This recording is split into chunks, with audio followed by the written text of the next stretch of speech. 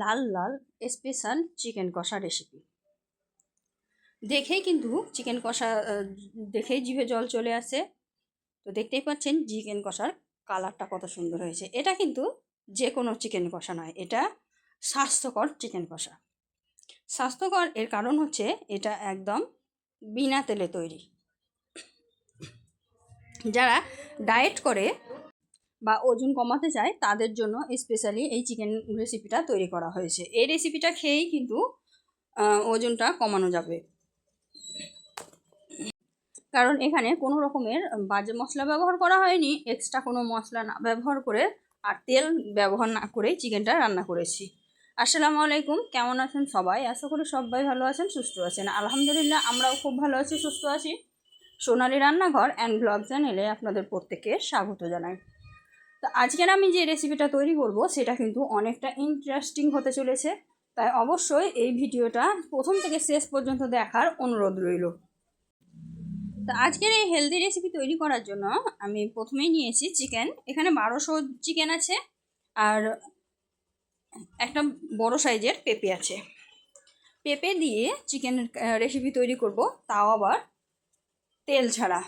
তো কিভাবে তৈরি করব সবটাই এই রেসিপিতে থাকছে, তাই প্রথম থেকে শেষ পর্যন্ত দেখবেন। আর ভিডিওটি যদি ভালো লেগে থাকে তাহলে অবশ্যই একটা লাইক করে দেবেন। আপনাদের একটা লাইক আমাদের মোটিভেশন বাড়িয়ে দেয়, নিত্য নতুন রেসিপি তৈরি করার আগ্রহ বাড়ে। বেশি বেশি শেয়ার করে দেবেন, কারণ এই রেসিপিটা কিন্তু একদম সুস্বাস্থ্যকর। যারা তেলের ভয়ে কিন্তু চিকেন খায় না বা ওয়েট লস করতে চায় তাদের জন্য কিন্তু স্পেশালি এই রেসিপি, তাই অনেকেরই কাজে আসতে পারে। তাই সবার কাছে পৌঁছে দেওয়ার দায়িত্ব থাকলো আপনাদের উপর। তো রেসিপিটা তৈরি করার জন্য প্রথমেই নিয়েছি লোহার কড়াইয়ের মধ্যে পেঁয়াজ কেটে নিয়েছিলাম আর যে কাঁচা লঙ্কা দিয়ে তৈরি করব, কারণ শুকনো লঙ্কা খাওয়াও কিন্তু শরীরের পক্ষে অনেক ক্ষতিকর। তাই কাঁচা লঙ্কা দিয়েই তৈরি করব, যেহেতু এটা স্বাস্থ্যকর রেসিপি তৈরি করছি তাই কাঁচা লঙ্কা ব্যবহার করেছি। দিয়ে এখানে দিয়ে দিলাম লবণ। লবণটাও কিন্তু ভাজা লবণ, আপনারা নর্মাল লবণটাই ব্যবহার করবেন। লবণ দেওয়ার পর ভালোভাবে নাড়াচাড়া করলেই দেখতে পাবে পেঁয়াজ থেকে কিন্তু অনেকটা জল ছাড়বে। তো আমি ঢাকা দিয়ে পেঁয়াজটাকে ভেজে নেব। দেখুন একটু নাড়াচাড়া করার পরেই কিন্তু কত সুন্দরভাবে জল ছাড়তে শুরু করেছে।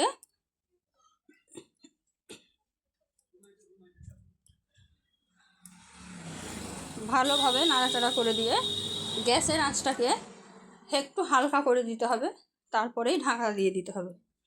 এইভাবে ভাজলে পেঁয়াজটা অনেক নরম হয়ে যায় আর পেঁয়াজ থেকে জল বার হয়ে মানে পেঁয়াজটা নরম হয়ে যায়। আমরা তেল ব্যবহার করি পেঁয়াজটাকে ভাজার জন্য, নরম করার জন্য, কিন্তু এটা যে পেঁয়াজ থেকে যে জলটা বার হবে তাতেই কিন্তু হয়ে যাবে।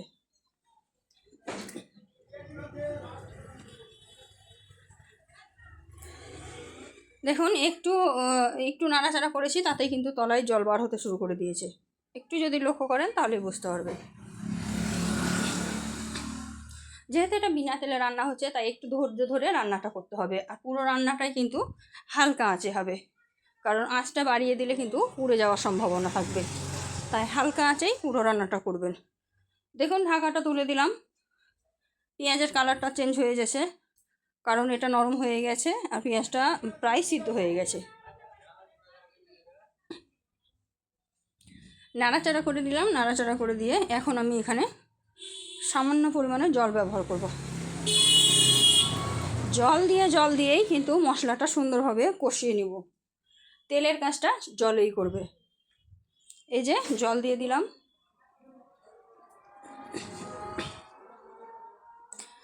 জল দিয়ে ভালোভাবে আবার নাড়াচাড়া করে দিলাম, যাতে আশেপাশে যে লবণগুলো দেখতে পাচ্ছেন লেগে লেগে আছে ওগুলো ছাড়িয়ে দিলাম।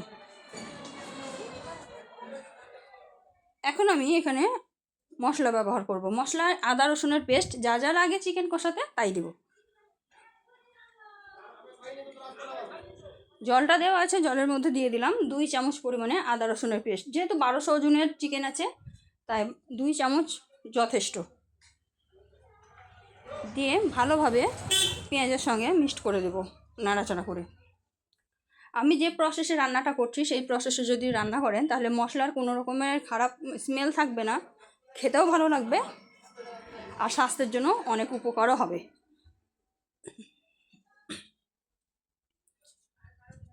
মেন কথা হচ্ছে ওয়েট লস জার্নিতে অনেক অনেক অনেক কাজে লাগবে এই রেসিপি। তো দেখুন আমি কিছুক্ষণের জন্য ঢাকা দিয়ে রেখেছিলাম। মশলার বাজে স্মেলটা কিন্তু এই ঢাকা দিয়ে এইভাবে যদি কষান তাহলে কিন্তু চলে যাবে। তো ভালোভাবে আবারও নাড়াচাড়া করে দিলাম। এখন শুকনো উপকরণগুলো মিক্সড করব। তার জন্য প্রথমে দিয়ে দিলাম হলুদ গুঁড়ো, 1 চামচ হলুদ গুঁড়ো দিয়ে দিলাম। আর কাঁচা লঙ্কা যেহেতু দিয়েছি তাই শুকনো লঙ্কা এখানে একদমই ব্যবহার করব না। আপনারা যদি চান তাহলে কালারের জন্য একটু করতেই পারেন, কিন্তু আমি করব না। শুকনো লঙ্কা না ব্যবহার করেও কিন্তু সুন্দর কালার আসবে, কারণ লাস্ট ফিনিশিং আপনারা দেখেছেন যে কত সুন্দর কালার এসেছে।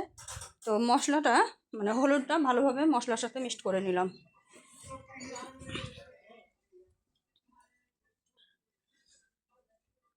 এখন আমি এর মধ্যে অ্যাড করব হচ্ছে দারচিনি, এলাচ, গোটা জিরা আর গোলমরিচের একটা সুন্দর ঝাল থাকে, ঝাল স্বাদ, ওই স্বাদটা কিন্তু খুব ভালো লাগবে এই রেসিপিতে। এখন দিয়ে দিব জিরা ধনিয়ার পাউডার, 1 চামচ মতো দিয়ে সবগুলো মশলাকে আমি ভালোভাবে কষিয়ে নেব। মশলাগুলো ভালোভাবে আমি মিক্সড করে দিচ্ছি, দেখতেই পাচ্ছেন। এখন আমি এখানে আরও সামান্য একটু জল অ্যাড করব, যাতে মশলাগুলো পুড়ে না যায়। মশলাগুলো পুড়লে চলবে না, মশলাগুলো পুড়লে কিন্তু একটা বাজে স্মেল আসবে। তাই লক্ষ্য রাখতে হবে মশলা যাতে না পুড়ে। আবার খুব বেশি জলও ব্যবহার করবেন না, যাতে মশলাটা সুন্দরভাবে রান্না করা যায় এরকম জল ব্যবহার করবেন। তো অল্প পরিমাণে জল দিয়ে আমি আবারও ভালোভাবে কষিয়ে নিচ্ছি। দেখুন কত সুন্দর মশলাটা একদম মাখো মাখো হয়ে গেল। এখন আমি এতে মাংসটা অ্যাড করে দেবো, কারণ হচ্ছে মাংসর গায়ে কিন্তু আছে, চামড়া আছে, চামড়াতে অনেক চর্বি থাকে। তো ওই চর্বিটা যখন গলবে তখন কিন্তু মশলাটা খুব সুন্দর কষা হবে, আর মাংসটা তার সঙ্গে সুন্দরভাবে কষা হয়ে যাবে। তাই মাংসটা আগে থেকে ধুয়ে পরিষ্কার করে রেখে দিয়েছিলাম, এখন আমি দিয়ে দিব মশলাতে। তো মশলার মধ্যে আমি দিয়ে দিলাম, দেখুন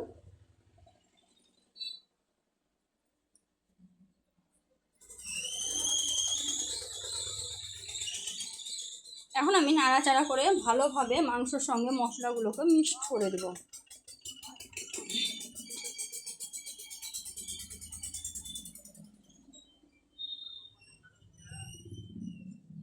ভালোভাবে নাড়াচাড়া করে আমি মশলার সঙ্গে মিক্সড করে দিচ্ছি। দেখুন কত সুন্দর একটা কালার আসতে শুরু করে দিয়েছে নাড়াচাড়া করতে করতেই।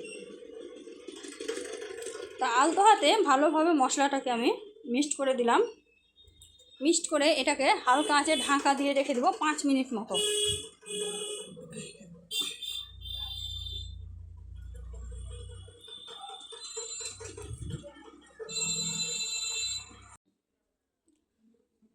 মশলাটা সুন্দরভাবে মাখো মাখো হয়ে গেল।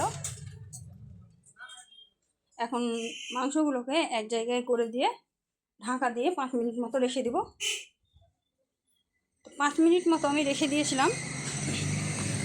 তারপরে দেখুন কত সুন্দর জল বার হতে শুরু করে দিয়েছে। মাংস থেকে অনেক জল বার হবে, তাই এক্সট্রা কোনো জল এখন দিতে হবে না। জল না দিয়েই ভালোভাবে কষিয়ে নিতে হবে। দেখুন কালারটা সুন্দর আসতে শুরু করে দিয়েছে।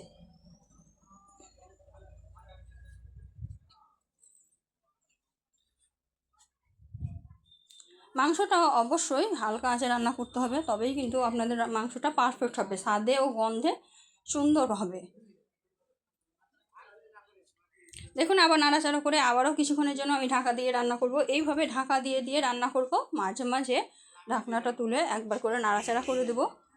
আর এইভাবেই কন্টিনিউ নাড়াচাড়া করতে করতেই কিন্তু মাংসটা সুন্দরভাবে কষানো হয়ে যাবে। তো দেখুন কতটা জল বেরিয়েছে, আর মাংসর কালারটাও কিন্তু অনেকটা পরিবর্তন হয়ে গেছে। আবারও মাংসটাকে সুন্দরভাবে নাড়াচাড়া করে দেবো। মাংসটা যে অর্ধেক সিদ্ধ হয়ে গেছে, মানে অর্ধেক কষানো হয়ে গেছে, তাই একটু নাড়াচাড়া করে দিয়ে এখন এর মধ্যে পেঁপে অ্যাড করে দেব, কারণ পেঁপেটা সিদ্ধ হতেও সময় লাগবে, তাই পেঁপেটাকেও অ্যাড করে দেব।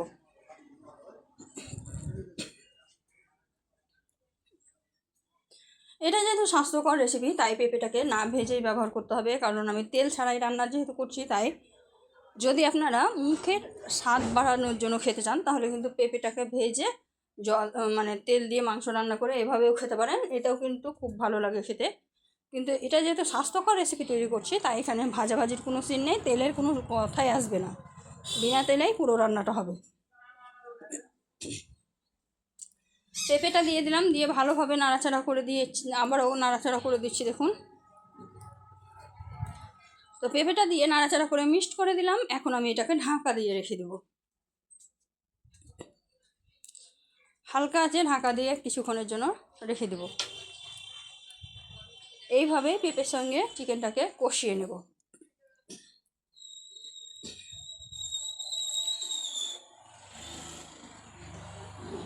দেখুন কতটা জল ছেড়েছে, পেঁপে থেকে অনেকটা জল ছেড়েছে, আর কতটা তেল ছেড়েছে দেখুন, চিকেনের গা থেকে কতটা তেল ছেড়েছে, ওপরে তেল ভাসতে শুরু করে দিয়েছে।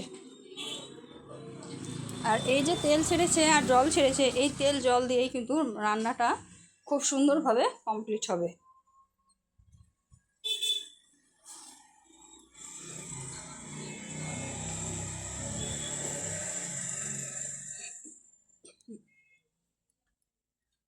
মাঝে মধ্যে শুধু একটু নাড়াচাড়া করে দিতে হবে, কারণ এখানে আর কোনো কিছু অ্যাড করার নাই। মাঝে মধ্যে একটু নাড়াচাড়া করে দিতে হবে, তাহলেই হবে, নাহলে কিন্তু তলায় লেগে যেতে পারে, পুড়ে যেতে পারে।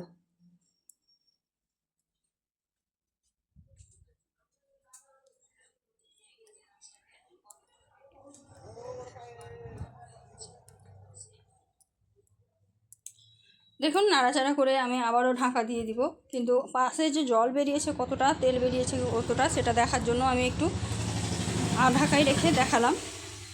এই যে ঢাকা দিয়ে দিলাম আবারও।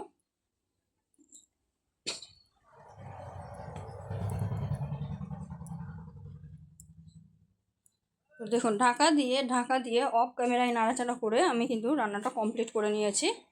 একদম হালকা আছে ঢাকা দিয়ে নাড়াচাড়া করে সুন্দরভাবে রান্না করে নিয়েছি। পেঁপেটাও খুব সুন্দরভাবে সিদ্ধ হয়ে গেছে, মাংসগুলোও সিদ্ধ হয়ে গেছে, আর একটু ঝোল ঝোল আছে দেখুন, জলটা আছে। এই জলটা যদি আপনারা চান তাহলে কিন্তু শুকিয়ে নিতে পারেন। আমি কিন্তু এটা খুব বেশি শুকনো শুকনো করব না, কারণ এই একটা রেসিপি দিয়েই কিন্তু আমি ভাতটা কমপ্লিট করব খাওয়া দাওয়া। আর যেহেতু খুব বেশি ভাতও খাবো না, ডায়েট চলছে, তাই এই রেসিপিটা করার মেন উদ্দেশ্য হচ্ছে পেঁপে আর চিকেন খেয়েই পেটটা ভরতে হবে আর ওজনটা কমাতে হবে। তো ওপর থেকে এখন আমি ধনিয়া পাতা ছড়িয়ে দিলাম। ধনিয়া পাতা ছড়িয়ে দিয়ে বন্ধ করে রেস্টে রেখে দেবো কিছুক্ষণের জন্য, আর জাল দিব না। তো গ্যাসটা বন্ধ করে কিছুক্ষণের জন্য রেখে দিয়েছিলাম। দেখুন কত সুন্দর হয়েছে, চিকেনের কালারটা দেখুন একবার। এটা দেখে কোনো দিক থেকেই কম সুস্বাদু মনে হবে না, আর এটা দেখে কেউ বিশ্বাসই করবে না যে এটা বিনা তেলে রান্না করেছি। তো বন্ধুরা, আজকের রেসিপিটা আশা করছি আপনাদের কাছে অনেক অনেক ভালো লাগবে, আর অনেক কাজের একটা রেসিপি। তাই রেসিপিটা যদি ভালো লেগে থাকে অবশ্যই লাইক শেয়ার কমেন্ট করতে ভুলবেন না, আর কেমন লাগলো সেটাও কিন্তু কমেন্টে জানাবেন। তো রান্নাটা যেহেতু কমপ্লিট হয়ে গেছে, এখন আমি একটা পাত্রে পরিবেশন করে দেখাবো। এই যে একটা পাত্র নিয়েছি, পাত্রের মধ্যে দিয়ে দিচ্ছি, দেখুন কত সুন্দর লাগছে। এই রেসিপিটা কিন্তু শুধু মুখেও খেতে অসাধারণ লাগবে, আর ভাত রুটি মুড়ি সবার সঙ্গেই কিন্তু খাওয়া যাবে। এই যে প্রত্যেকটা মাংস এত সুন্দর সিদ্ধ হয়েছে, আর পেঁপেটাও খুব সুন্দরভাবে সিদ্ধ হয়েছে, আর ভিতরে কিন্তু মশলা খুব সুন্দরভাবে ঢুকেছে। আমার তো খুব ভালো লেগেছিল, আশা করব আপনারাও একবার ট্রাই করবেন। আর যদি ভালো লেগে থাকে লাইক শেয়ার কমেন্ট করতে ভুলবেন না। তো আজকের ভিডিওটা এই পর্যন্ত, দেখা হবে এই ধরনেরই আরও নিত্য নতুন রেসিপি নিয়ে পরবর্তী ভিডিওতে। ততক্ষণ সবাই ভালো থাকবেন, সুস্থ থাকবেন, আর আমার জন্য একটু সবাই দোয়া করবেন। এই যে পেঁপেটা আমি ভেঙে দেখিয়ে দিচ্ছি, কত সুন্দর সিদ্ধ হয়েছে না। তো চলুন বন্ধুরা, বিদায় নিচ্ছি। সবাই ভালো থাকবেন, সুস্থ থাকবেন, আর সবাই বেশি বেশি একটু দোয়া করবেন। খোদা হাফিজ।